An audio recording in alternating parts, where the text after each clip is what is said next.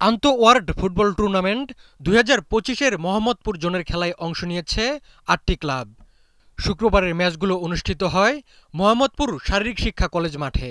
খেলার উদ্বোধন করেন বাংলাদেশ জামায়াতে ইসলামের কেন্দ্রীয় নির্বাহী পরিষদের সদস্য ও ঢাকা ১৩ আসনের সংসদ সদস্য প্রার্থী শিক্ষাবিদ ও ক্রীড়া সংগঠক মোহাম্মদ মোবারক হুসাইন।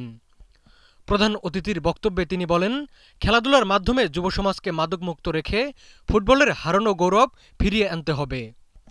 প্রধান বক্তা ডাক্তার মোহাম্মদ রেজাউল করিম এই টুর্নামেন্টকে জুলাই শহীদদের উৎসর্গ করেন এবং ২৪-এর আন্দোলনে আহত ও পঙ্গুত্ব বরণকারীদের প্রতি শ্রদ্ধা জানান। ক্লাব সভাপতি ডাক্তার মঈনুদ্দিনের সভাপতিত্ব ও নাসিরুদ্দিন খান সজলের পরিচালনায় টুর্নামেন্টটি সম্পন্ন হয়। প্রথম সেমিফাইনালে Mohammadpur East FC 31 Sherebangla Nagar Youth ক্লাবকে ২-১ গোলে হারিয়ে ফাইনাল নিশ্চিত করে।